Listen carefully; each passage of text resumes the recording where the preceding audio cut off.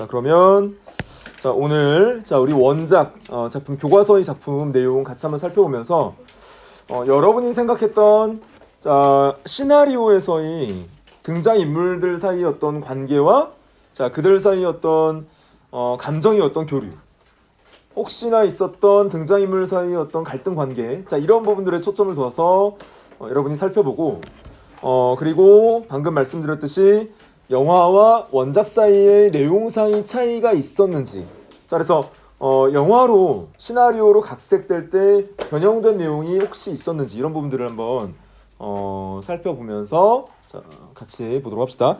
그래서 앞부분의 줄거리를 보면 태권도 특기생이죠. 태권도 특기생으로 체육고등학교에 다니던 대수. 이 대수가 누구였죠? 아빠였죠. 그렇죠? 아름이에게 아빠였고, 당찬 성격의 미라는 누구였어요? 엄마였죠. 그렇죠? 그래서 이 엄마가 17의 나이에 아이를 갖게 돼요. 그래서 그 아이를 갖게 되는 어떤 계기와 그 이유는 우리가 영상에서 살펴본 마지막 장면에 제시가 돼 있었죠. 그 마지막 장면에 어떻게 해서 만나게 됐죠? 이 둘이 대수와 미라가 숲 안에서 그 길을 잃어서 미라가 길을 잃어서 넘어졌는데 바로 앞에 뭐가 있었어요? 벌집 있었잖아. 그래서 그걸 피해서 뛰어들었는데 그 계곡에 뛰어들었더니 누가 있었어요? 대수가 있었잖아. 그래서 거기에서 뭔가 미묘한 감정의 어떤 교류가 있었죠. 그렇죠? 거기서 키스신도 이어지고, 그러다 보니까 이런 상황까지 오게 된 것 같아요. 그래서 17의 나이에 아이를 일찍 갖게 됩니다. 그러니까 얼마나 좀 두렵고 무섭기도 하고 이 아이를 어떻게 키워야 할지에 대한 막막함이 앞섰겠어요? 아무런 준비도 되지 않은 상황에서. 그래서 그런 어떤 상황에서 아마 그 다니던 학교도 아마 나왔어야 될 거예요. 그래서 아이를 키워야 되니까. 그런 어떤 상황이었다. 앞부분의 줄거리가. 그 뒤의 내용, 앞부분의 줄거리 이후의 내용을 같이 한번 볼게요. 그 뒤로도 어머니는 쉽게 마음을 정하지 못했다. 여기에서 어머니라는 제3자로 지칭되는 걸로 봐서 미라의 시점도 아니고 그 다음에 대수의 시점도 아니고 누구의 시점에서 진술되고 있음을 알 수 있어요. 아름이 아들의 시점에서 이 소설이 전개되고 있다는 사실을 알 수 있어요. 그래도 그 뒤로도 어머니는 쉽게 마음을 정하지 못했다. 여기서 어머니는 누구라는 거예요? 미라. 17세의 나이에 아름이를 잉태하였다. 이 부분 이른 나이에 잉태했다는 거죠. 잉태했다라고 하니까 조금 여러분이 정서적으로 받아들일 수 있나요? 잉태라고 하니까 뭔가 동물은 우리가 잉태했다고 하잖아요. 아닌가? 그런데 아이를 잉태하였다라는 말을 여러분 많이 못 들어봤죠? 네. 아이를 임신했다 이런 말을 많이 들어봤어도, 그래서 아이를 갖게 되었다는 거예요. 그래서 하루에도 몇 번씩 긍정과 부정 사이를 오가며 어쩔 줄 몰랐다. 그래서 어린 나이에 아이를 가졌기 때문에 이 아이를 제대로 키울 수 있을까부터 시작해서 내가 아이를 출산할 수 있을까라는 어떤 걱정과 두려움, 이런 것들이 복합적으로 작용했다는 거죠. 그래서 이 어린 나이에 그 아이를 갖게 되면 이 아이를 낳을까의 어떤 고민도 굉장히 심각하게 하게 되는 것이죠. 그래서 일단은 그 어려운 상황을 제시를 했어요. 몰라 했다. 그래서 시간은 계속 흐르고 축축하고 어두운 공간. 축축하고 어두운 공간은 어머니 뱃속인데, 아름이가 그 어머니 뱃속에 있을 당시의 어떤 상황을 기억한다기보다는 아마 이런 어떤 환경 조건이 아니었을까라고 상상을 하는 거예요. 여러분 그 어머니 뱃속에 있을 때, 엄마 뱃속에서 있을 때 기억나요? 아니요. 나는 엄마 뱃속에 있을 때 이런 어떤 상황이었는데 환경은 이랬고 분위기는 이랬고 엄마가 뭘 먹으면 나도 뭐 그 자양분을 흡수해서 내가 커왔다. 이런 것들을 기억하는 학생 있어요? 없죠. 선생님도 기억 못해요. 그래서 간혹 가다가 또 다른 반에 물어보면 기억이 난다. 내가 열심히 운동을 하면서 발차기를 했던 것 같다. 라고 얘기하는 학생도 있긴 있어요. 그래서 지금 아름이 어떤 시점에서 엄마의 뱃속에 있을 당시의 어떤 상황을 상상을 통해서 지금 제시하고 있는 거야. 상상을 통해서. 몰랐고 축축하고 어두운 공간 속에서 내 몸은 자꾸 자라났다. 주위에서 쉴 새 없이 쿵쿵 하는 소리가 들렸다. 이 쿵쿵 하는 소리는 여러분이 감상을 해보니까 어떤 소리였어요? 엄마의 심장. 심장 박동 소리였죠. 엄마의 심장 박동 소리이기도 하고 나의 심장 박동 소리이기도 했죠. 자, 그래서 나는 그 소리를 귀가 아닌 온 몸으로 들었다. 자, 그리고 지하 벙커라는 말을 또 썼네요. 지하 벙커에서 모스보 해독에 열중하는 병사처럼 내 주위를 감싸는 그 떨림의 실체를 파악하려고 했었다. 그래서 그 떨림의 실체는 결국 어머니의 어떤 심장 박동 소리였죠. 그래서 이런 어떤 두근두근하는 소리, 두근두근. 자, 이 두근두근이라는 어떤 의성어예요. 자, 어떤 소리를 흉내내는 말인데 이 소리를 흉내내는 이 두근두근이라는 말이 자, 우리 교과서 작품의 전반부에도 이런 어떤 표현이 있지만 중반부와 후반부에 이 두근두근이라는 표현이 굉장히 많이 나와요. 그래서 이 두근두근이라는 의성어가 과연 어떤 의미와 기능을 하는지에 대해서도 여러분이 공부를 하셔야 돼요. 나중에 자, 여러분 영상에서 아름이가 어땠어요? 아버지의 품속에 한번 안기고 그 다음에 더 그게 어떤 결말부에서는 엄마의 품에 한번 안기죠. 그렇죠? 기억 안 나요? 왜? 그 아빠가 안아주는 장면 있었잖아. 없었나?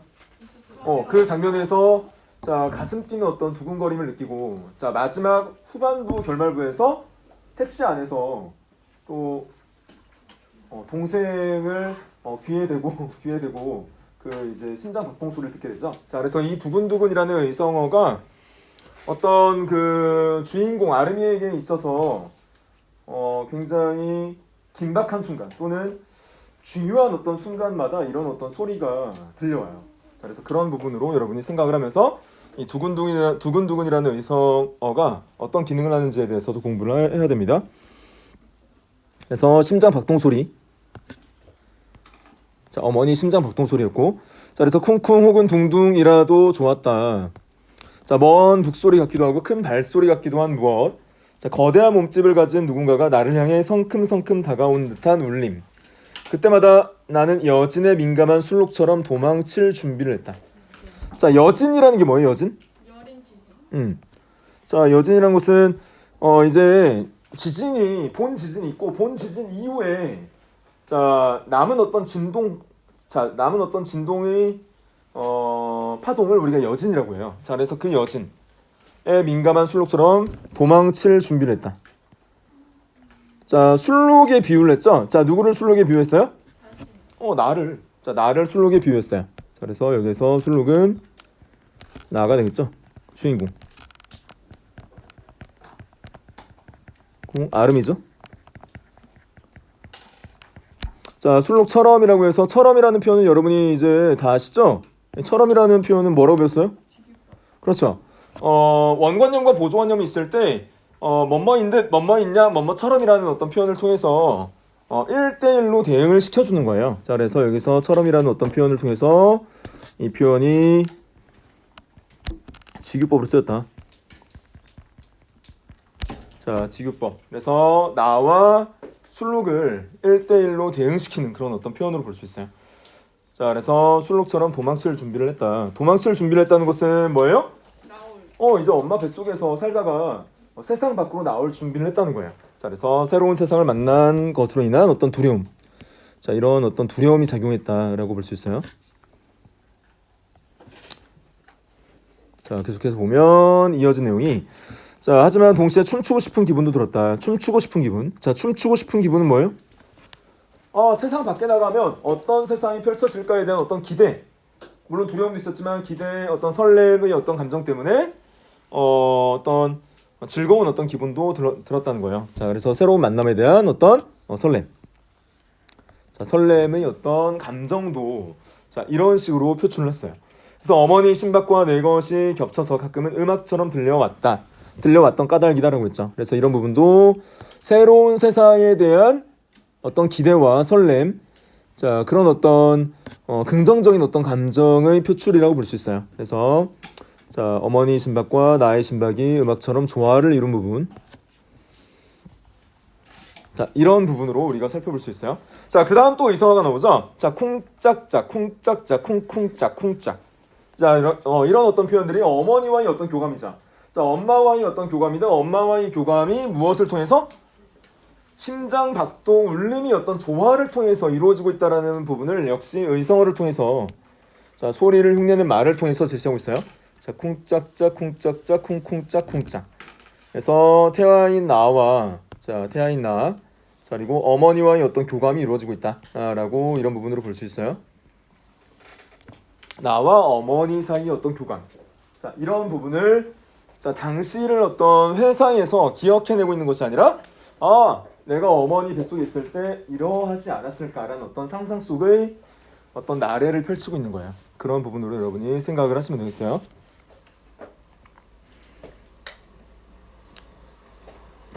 자, 넘어가도 되겠어요? 아니에요?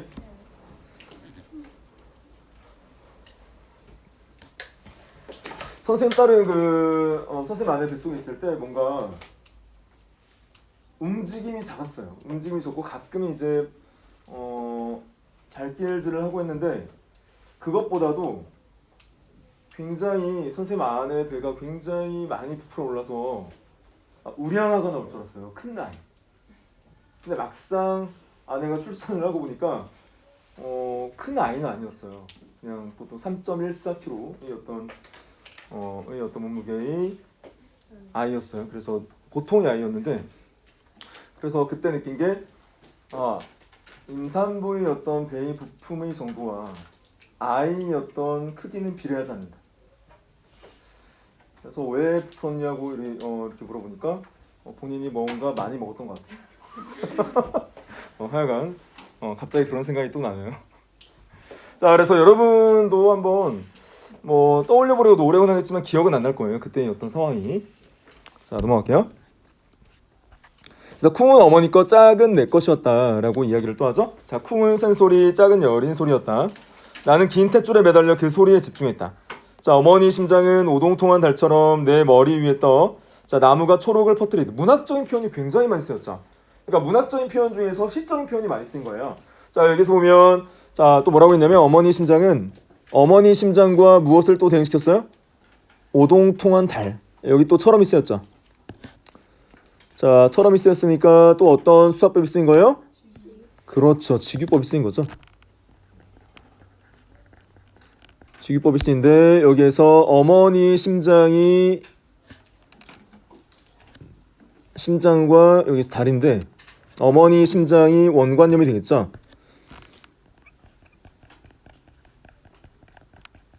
그래서 달이 보조관념이 되겠죠. 달이 보조관념이 되겠죠.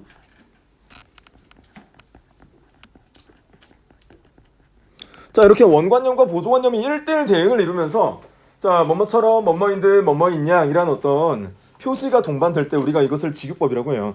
자, 그런데 이런 어떤 직유법도 그렇고 은유법도 그렇고 이것이 비유법의 일종인데 자, 이런 비유법이 성립하려면 원관념과 보조관념 사이에 반드시 무엇이 있어야 한다는 전제 조건이 있어야 돼요. 자, 원관념과 보조관념 사이에 반드시 무엇이 있어야 비유법으로 성립할까요? 공통점. 맞아요. 자, 원관념과 보조관념 사이에는 반드시 공통점이나 아니면 유사한 점이 있어야 돼요. 자, 공통점과 유사한 점. 자, 어떤 요소에 의하건 공통점과 유사점이 있어야 되는데 자, 그럼 여기에서 어머니 심장과 다른 어떤 공통점이 있을까요? 어머니 심장과 오동통한 다른 어떤 공통점이 있을까요? 겹치는 지점이 있어요? 어떤 유사한 지점이 있어요?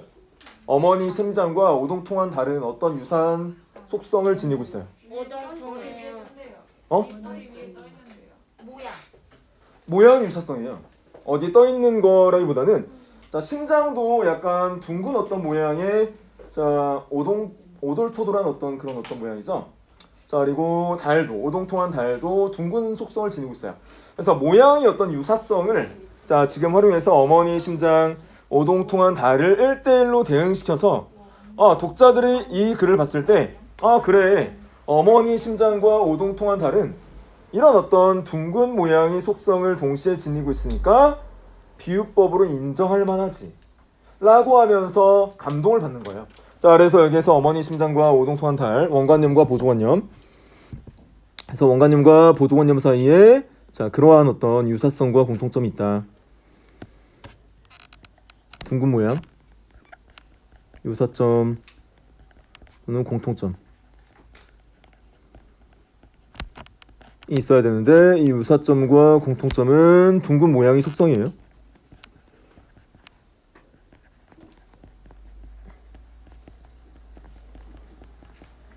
자, 이 둥근 모양이 속성이 있기 때문에 직유법으로 성립할 수 있는 거예요.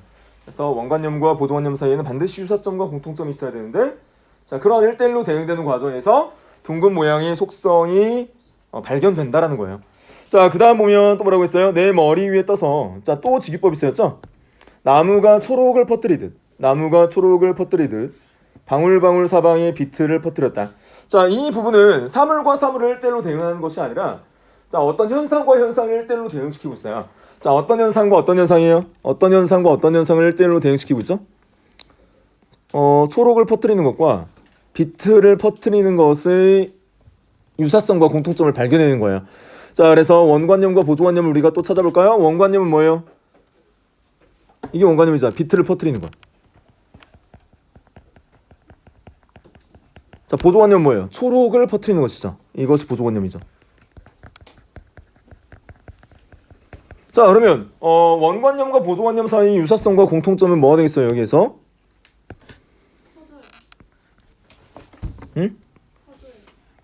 확산되는 어떤 현상이에요. 맞았어요. 자, 여기서 유사점, 공통점은 확산되어 나가는 현상입니다. 확산되어 나가는 현상.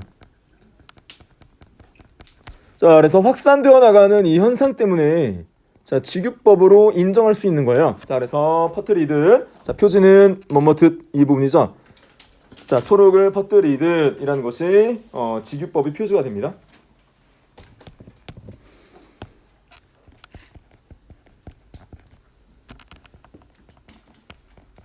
자, 계속해서, 자, 그 어떤 어머니 어떤 뱃속에 있을 당시 태아인 나이 어떤 상황에서 주변에서 들려온 어떤 소리라든가 아니면 환경이라든가, 자, 이런 것들을, 자, 상상 속에서 조금 더 문학적으로 시적으로 지금 표현했다고 볼 수 있어요.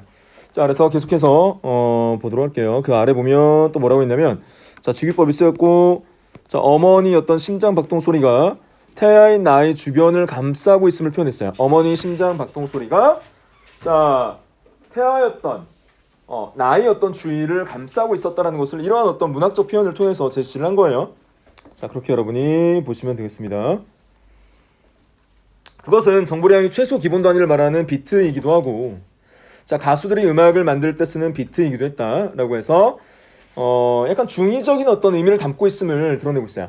자, 그래서 울려 퍼지는 어떤 소리이기도 하고, 가수들이 음악을 만들 때 그 소리이기도 하고, 또는 정보량이 최소 기본 단위인 비트이기도 했다는 거죠. 자, 그래서 두 가지 의미로 분류를 해줬어요. 그래서 비트는 비트인데 두 가지 중의적 의미를 지니고 있다. 자, 첫 번째는 뭐라는 거예요? 단순한 정보를 담고 있는 어머니 심장소리 BIT. 일단 BAT라는 것은 뭐예요? 일정한 리듬 때린다는 거죠. 자, 일정한 리듬에 중요한 메시지를 담아 전달한다. 그것이 어머니 바로 심장소리이다. 그래서 그것이 어떤 정보이냐? 정보이기도 하고 어떤 메시지이다. 리듬에 담긴 메시지이다.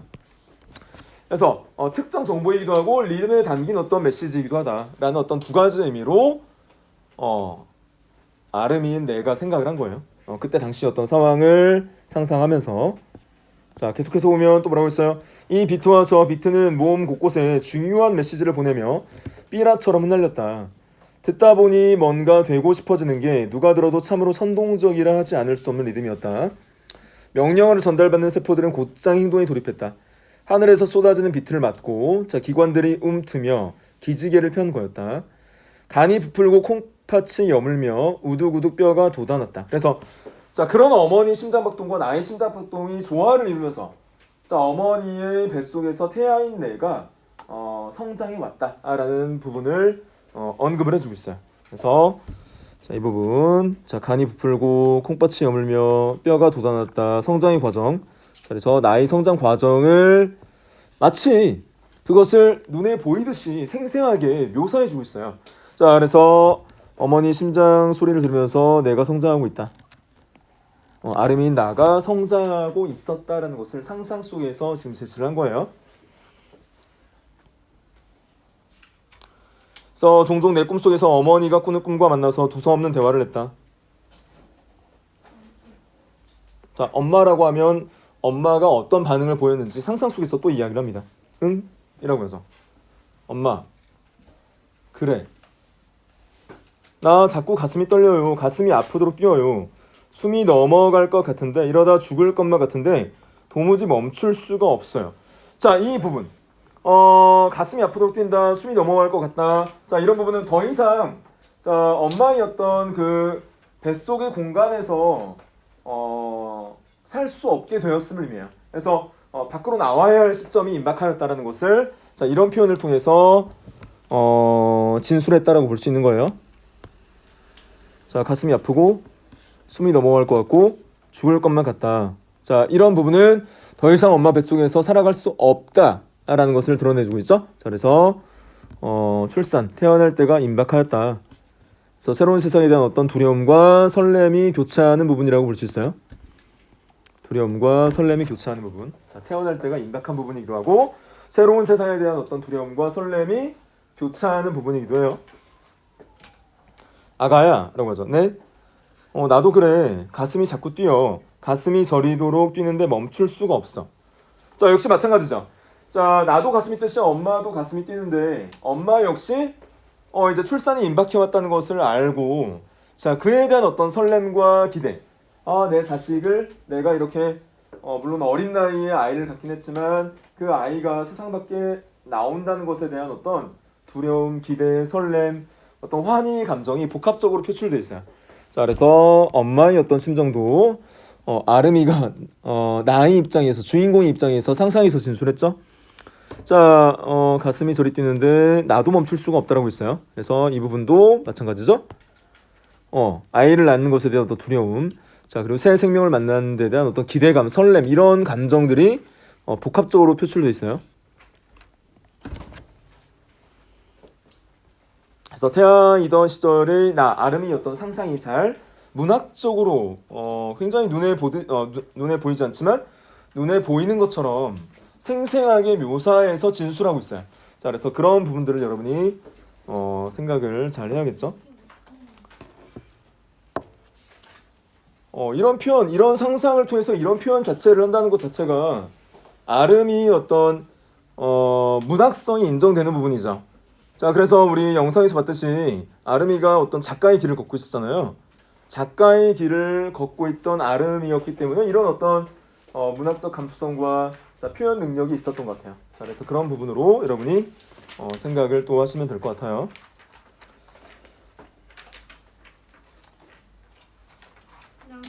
넘어가 됐어요? 자, 그다음 이런 부분 볼까요? 제목이 상징적 의미인데 아까 선생님이 두근두근이라는 의미, 두근두근이라는 의성어가 여러 군데에서 쓰이고 있다고 했잖아요. 자, 그래서 태어나기 직전 임박할 때, 자, 그리고 엄마 뱃속에 있을 때의 어떤 엄마와의 심장박동의 교차 또는 조화. 자, 그리고 우리가 영상에서 봤듯이 아빠의 품속에 안겼을 때의 어떤 심장박동, 아빠의 심장박동. 자, 그리고 결말부에서 자, 택시 안에서 거의 죽어가면서 엄마에게 마지막으로 안겼을 때의 그 심장박동 소리. 자, 그런 부분들이 굉장히 중요한 어떤 사건이 지점마다 이런 두근두근 거리는 소리가 들려온다는 거예요.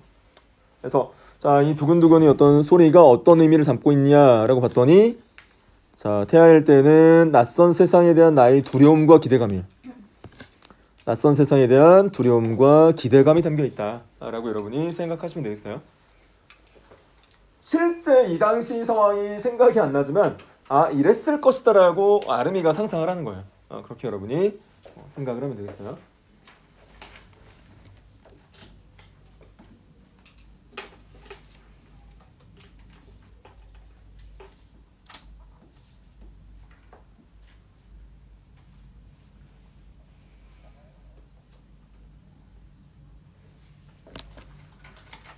넘어가겠어요? 좀 쓰고 있구나.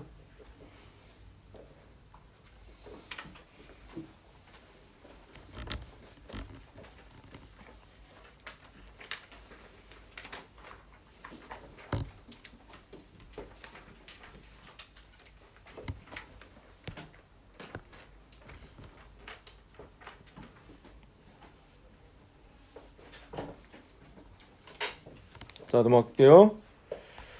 자 넘어가서 중략 부분이 어떤 줄거리가 제시가 돼 있어요. 중략 부분이 줄거리 부분에서는 우리 영상 속에서 우리가 살펴봤던 내용과 많이 중복이 돼요.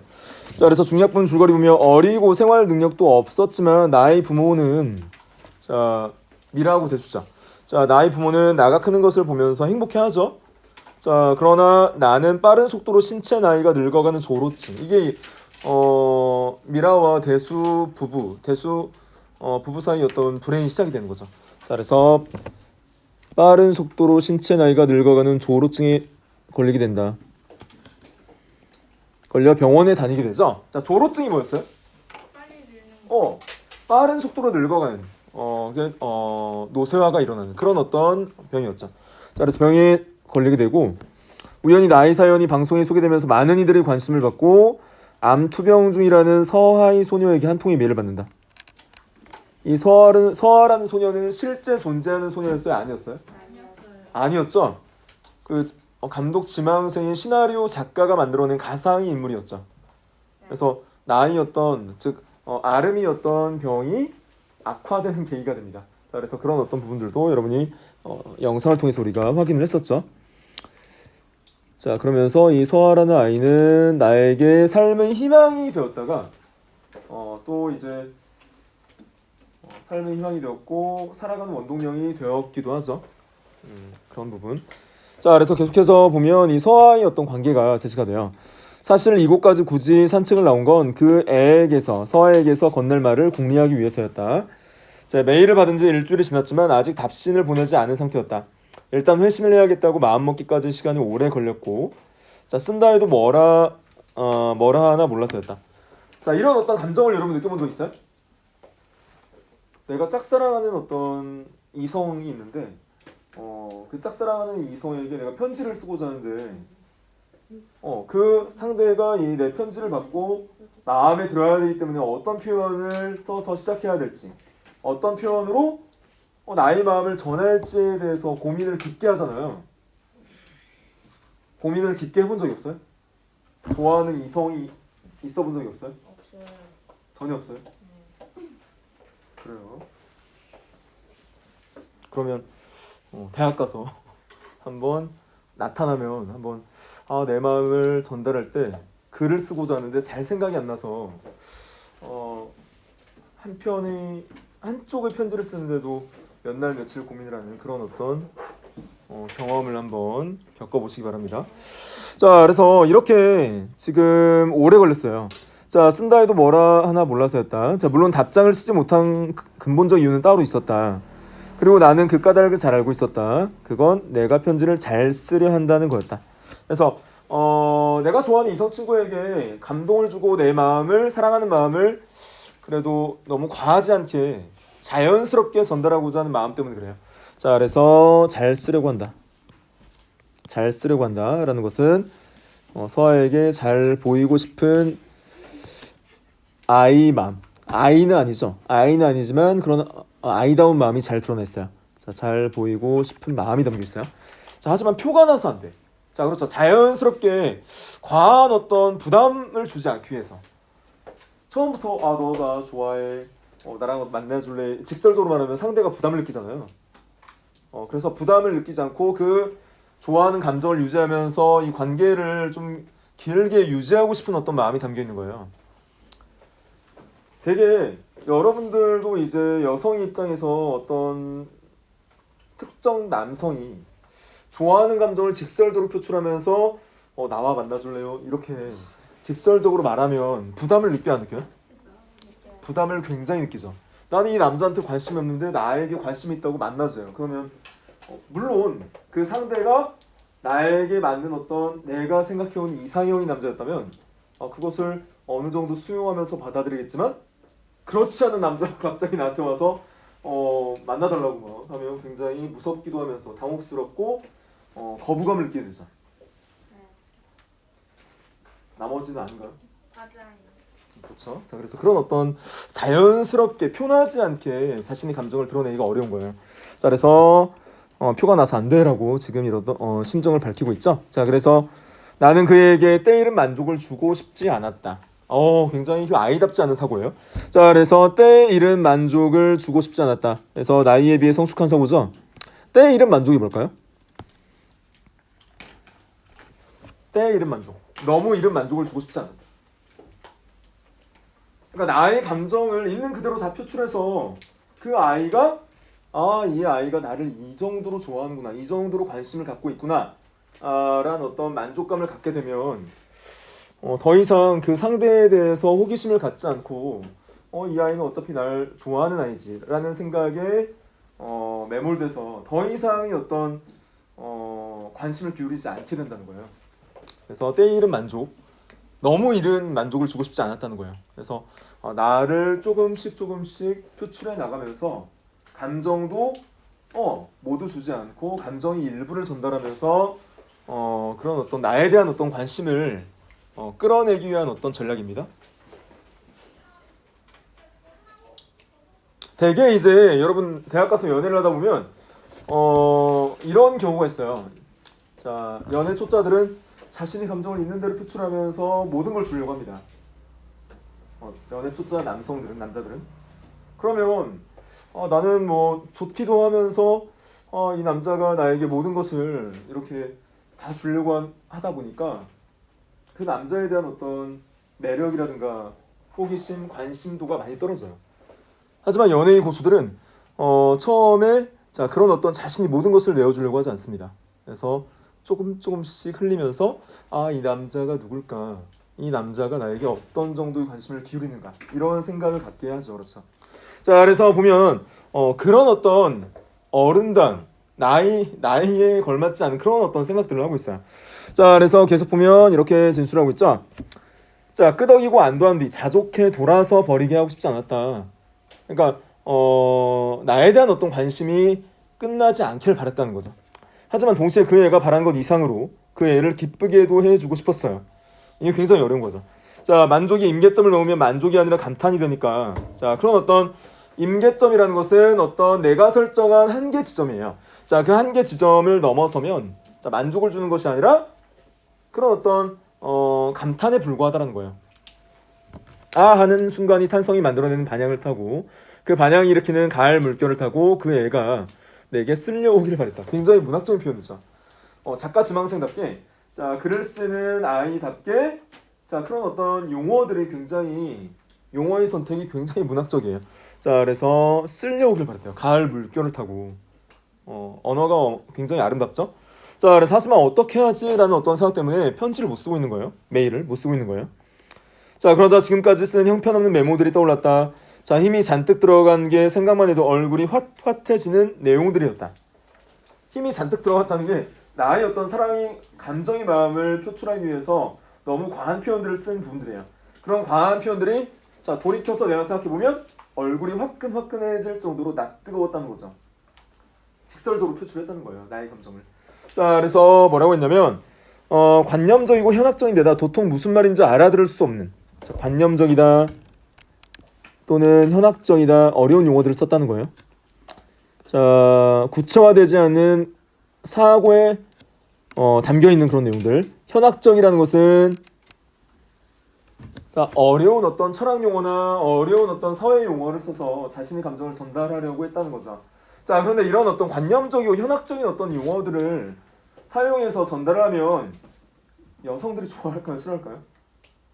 여러분 입장에서 막 관념적이고 철학적인 어떤 현학적인 어려운 용어들을 써서 마음을 전달하는 남자가 있어요. 싫어요. 싫죠. 왜냐면 내가 잘 이해가 안 가거든. 내가 잘 이해가 안 가는 데다가 마음 전달이 잘 안 될 수가 있어. 그리고 이 남자가 유식한 척을 한다 라는 생각도 할 수 있고. 자, 그래서 이런 부분들, 그래서 도통 무슨 말인지 알아들을 수 없는 종종 인터넷 커뮤니티에서 발견하고 보는 즉시 손살에 쳤던 글들, 이 글들을 아름이 자신이 쓰고 있었다는 거예요. 자, 그래서 보면 손사래를 쳤던 글들, 부끄러움이 느껴지는 글이죠. 과도한 어떤 감정 표현 또는 과도한 어떤 현학적 표현, 어려운 어떤 관념적 용어의 사용으로 인해서 부끄럽게 느껴지는 글들, 그런 글들을 받아들면 굉장히 막 닭살이 돋죠. 그렇죠? 그런 것을 경험해 본 학생 있어요? 누군가에게 편지를 받았는데 나도 모르게 닭살을 느꼈던 어떤 경험들 전혀 없는 것 같아요. 자, 그래서 그것도 문체가 제각각인 게 어느 것은 도도한 초등학생이 쓴 산문 같고 또 어떤 것은 인문대 복학생이 쓴 잡문 같았다. 자, 그래서 아이의 어떤 표현도 있고 빨리 성숙하고 빨리 늙다 보니까 어른스러운 어떤 표현들도 복합적으로 섞여 있었다는 거예요. 자, 그래서 초등학생이 쓴 산문, 어떤 것은 인문대 복학생이 쓴 잡문에서 보면 일부는 유치하고 일부는 현학적인 어떤 문체의 글체가 복합적으로 더해져서 이것이 편지, 즉 메일을 쓰다 보니까 이런 어떤 표현들이 섞여 있음을 발견하였다라는 거야. 자, 그런데 이런 어떤 표현들을 서아라는 가상의 아이가, 내가 좋아하는 가상의 아이가 과연 마음에 들어할까? 이것을 계속 고민하는 거예요. 그래서 고민하고 있는 상황. 자, 이건 뭐 공작도 아니고 수컷들 깃털 자랑하듯 구애하는 모양새라니 가장 평범한 소년이 되어 가장 평범한 고민을 하고 있는 스스로가 낯설고 불편하였다. 역시 연애를 글로 배워서 그런가? 자, 연애를 글로 배워서 그런가? 굉장히 슬픈 대목이죠. 연애를 글로 배워서 그런가? 자, 실제적인 어떤 연애 경험이 없다 보니까 이런 어떤 경험에 기반한 어떤 행동이나 아니면 글의 표출이 아니라 자, 그런 어떤 글을 통해서 간접적으로 체득한 지식을 바탕으로 뭔가 시도를 하려고 하다 보니까 어려운 거예요. 그래서 실제 연애를 해본 적이 없다라는 부분을 정보로서 제시를 합니다. 자, 그래서 여러분들도 나중에 이제 연애를 하게 되면 뭐 인터넷 지식이나 아니면 서적이나 아니면 지식 이런 것들을 통해서 연애를 하기보다는 실제 그 이성 친구를 만나면서 그 친구와의 어떤 직접적인 체험을 통해서 체득한 어떤 경험들 이런 것들이 여러분의 어떤 연애의 어떤 깊은 지식이 됩니다. 자, 그래서 글로 배운 어떤 연애는 크게 실전에 도움이 되지 않더라는 거예요. 자, 그래서 그런 어떤 부분들이 제시가 됐고요. 자, 누군가 일본 애니메이션을 보고 일본어를 독학한 친구에게 야, 네 머릿속엔 노인과 야쿠자와 여고생의 말투가 다 섞여 있어 라고 촌평한 걸 듣고 깔깔댔었는데 지금 내 모습이 딱 그거 같았다라고 했어요. 자, 그래서 뭐 노인과 야쿠자와 여고생의 말투 이런 표현들이 다 섞여 있다는 것은 일관된 문체가 아니라는 거죠. 자, 일관된 문체가 아니라 여러 다양한 문체들이 뒤섞여 있었다는 거예요. 자, 그것이 서아에게 보내는 나의 메일 속에도 반영돼 있었다는 거예요. 그래서 자, 이런 부분들 너무 성숙하고 힘이 잔뜩 들어갔고 유치하다. 아이란 어떤 문체도 섞여 있고, 자, 그 다음에 어른스러운 문체가 또 같이 섞여 있고, 그리고 내 마음을 꼭 잘 전달해야겠다라는 어떤 생각 때문에 너무 딱딱한 거예요. 문장 자체가 부드럽지 않고, 자, 그런 어떤 부분들이 자, 아름인 내가 생각하기에도 이 메일은 형편없는 메일이다, 형편없는 편지이다 라고 생각을 한 거예요. 자, 그래서 보면 내 마음속에는 이라고 있어요. 내 마음속에는 여러 가지 욕망이 섞여 있다. 자, 욕망이 섞여 있다. 자, 욕망은 단순하죠. 그 서아라는 아이에 대한 나의 사랑의 감정 때문에 자, 서아라는 아이에게 잘 보이고 싶은 욕망이에요. 그 욕망이 가장 중요한 욕망이죠. 자, 그런 어떤 욕망이 섞여 있는데, 자, 하지만 그렇지 않고 그걸 다 빼고 어떻게 나를 설명하냐. 자, 서아를 향한 나의 어떤 사랑의 마음, 진정한 어떤 사랑의 마음을 전달하는 것이 가장 중요한 욕망인데, 그러한 어떤 욕망을 빼버리고는 내가 이 글을 쓸 수 없지 않느냐라는 거예요.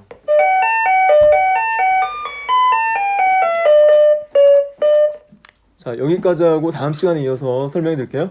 수고했어요.